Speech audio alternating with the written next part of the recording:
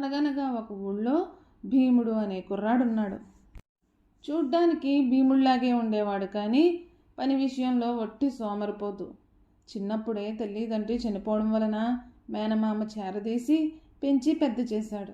మేనమామ గారాబంగా పెంచడంతో ఊరు బయట తిరుగుతూ ఆకతాయితనంగా ఉండేవాడు. ఎదుటివాళ్లకు సానుభూతి కలిగేలా కళ్ళబుల్లి కబుర్లు చెప్పేవాడు. ఇంటి పట్టున అస్సలు ఉండేవాడు కాదు. మేనమామ ఎన్నిసార్లు చెప్పినా మాట వినకపోయేసరికి ఇంటి నుండి వెళ్ళగొట్టాడు. చేసేదేమీ లేక భీముడు అలా వెళ్తూ వెళ్తూ ధర్మపురం అనే ఊరు చేరుకున్నాడు. ఆ ఊళ్ళో ఎక్కువ మంది చిన్నపాటి రైతులే ఉండేవారు. అక్కడ తన ఎత్తులు ఏమీ పని చేయలేదు. అయ్యో పాపం అన్నారే కానీ ఎవ్వరూ సాయం చేయడానికి ముందుకు రాలేదు. ఉదయం నుండి భోజనం లేకపోవడం వలన భీముడికి ఆకలి భరించలేనంతగా ఉంది. ఆకలితో ఒక చోట పడి ఉన్న భీముణ్ణి ఒక రైతు చూశాడు. అతని పేరు వరదయ్య. తెలివైనవాడు. బాగా కష్టపడి పనిచేసి డబ్బు కూడబెట్టుకుని కాస్త పొలం కొనుక్కున్నాడు. ఎదిగిన ఆడపిల్లలకు పెళ్ళిళ్ళు చేసి పంపేసి హాయిగా కాలం గడుపుతున్నాడు. భీముడి పరిస్థితి చూసి జాలిపడి ఏ ఊరయ్యా నీది అంటూ పేరు వివరాలు అడిగాడు. భీముడికి మాట్లాడే ఓపిక లేకపోయినా ఇలా చెప్పాడు. నా పేరు భీముడు, పని దొరక్క తిరుగుతున్నాను. ఏ రోజు ఎక్కడ ఉంటే ఆ రోజుకదే ఊరు, దిక్కులేని వాణ్ణి అంటూ బాధపడ్డాడు. అది విన్న వరదయ్య జాలిపడి, పని కోసం ఊళ్ళు పట్టుకుని తిరుగుతూ ఎందుకు బాధపడతావు? నాతో పాటు రా, ఏదో ఒక పని చేసుకుంటూ మా దగ్గరే ఉండు అని అన్నాడు. వరదయ్య మాటలకు భీముడు సంతోషించి వరదయ్యతో పాటు బయలుదేరాడు. 4 రోజులు గడిచాయి. భీముడు ఏ పనిలోనూ శ్రద్ధ చూపడం లేదని, సోమరితనం గలవాడని వరదయ్య ఇంకా అతని భార్య మంగమ్మ ఇద్దరూ గ్రహించారు. ఏమయ్యా, అసలు చురుకుదనమే లేదు కుర్రాడిలో, తలకు మించిన భారం మనకెందుకు అంటూ కాస్త చిరాకు పడింది మంగమ్మ. తొందరపడికి అదుపాజ్ఞలో పెట్టే తల్లిదండ్రులు లేక అలా అయ్యాడు, కానీ భీముడు మంచివాడేనే. బాధ్యత తెలియని వయసు, ఎంత కాదనుకున్నా నా స్నేహితుడి కొడుకు, దారిలో పెట్టే ప్రయత్నం చేద్దాం అంటూ భార్యకు నచ్చజెప్పాడు. మర్నాడు ఉదయం వరదయ్య భీముడితో ఇలా అన్నాడు.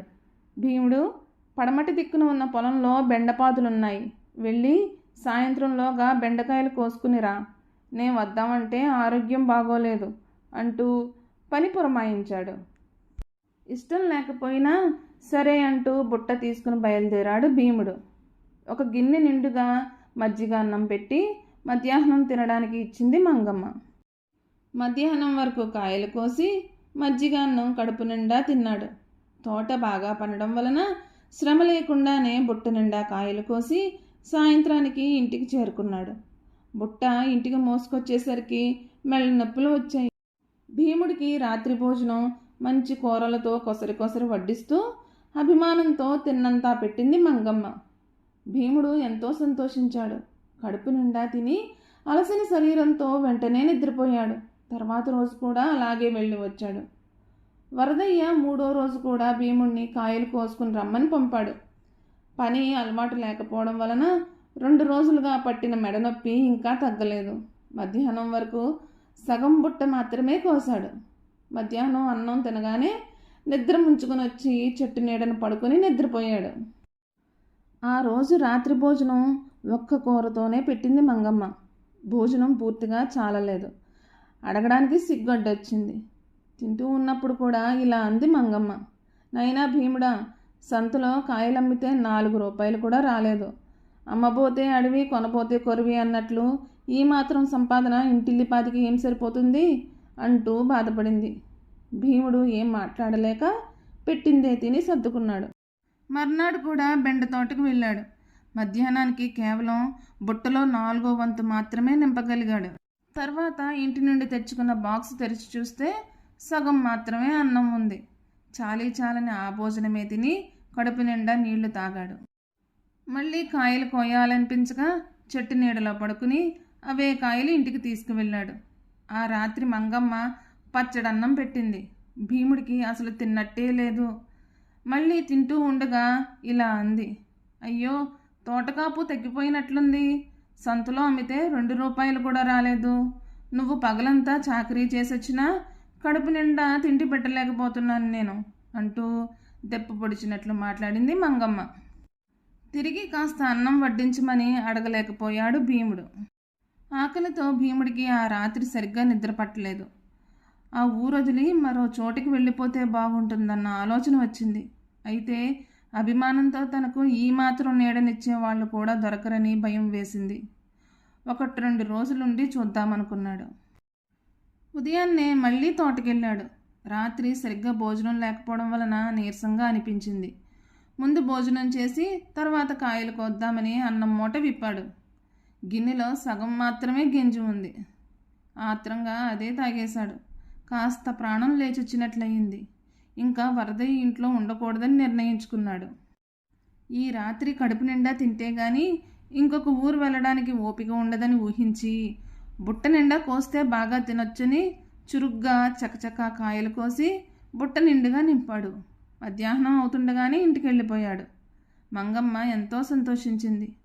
మా నాయనే ఆకలిగా ఉందేమో, నేను సంతకెళ్ళి కాయలు అమ్ముకొస్తాను, ఈలోపు కాస్త అటుకులు తిని ఆకలి తీర్చుకో అంటూ అటుకులు బెల్లం పెట్టి సంతకు వెళ్ళింది. భీముడు అవే పరమాన్నంలా తినేశాడు. బాగా అలసటగా ఉండడంతో వెంటనే తెలియకుండా నిద్రపోయాడు. చీకటి అయ్యేసరికి వరదయ్య వచ్చి నిద్రలేపాడు. ఆకలితో భీముడికి ప్రాణం మెలికలు తిరిగిపోతున్నట్లు అనిపించింది.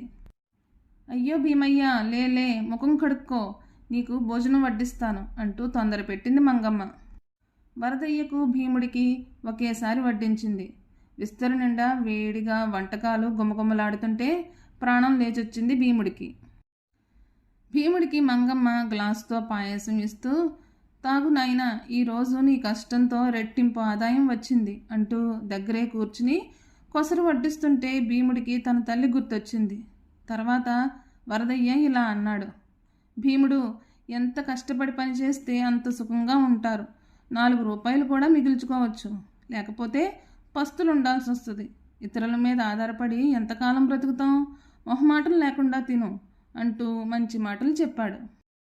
కష్టఫలాన్ని కడుపు నిండా తింటున్న భీముడికి దాని విలువ ఏంటో మొదటిసారి తెలిసింది. వాళ్లను వదిలి వెళ్ళాలి అనే ఆలోచన పోయింది. మర్నాడు నుండి భీముడు కష్టపడడం నేర్చుకున్నాడు. వాళ్ళు వేసిన ఐడియాతో భీముడిలో వచ్చిన మార్పుకు ఆ దంపతులు ఎంతో సంతోషించారు. తర్వాత ఉండే కొద్దీ భీముడికి వరదయ్య కొంత భూమిని కౌలుకిప్పించాడు. బాగా కష్టపడి 5-6 ఏళ్లలో కాస్త డబ్బు కూడా కూడబెట్టాడు భీముడు. వరదయ్య ఒక మంచి పిల్లని చూసి అతనికి పెళ్లి చేశాడు.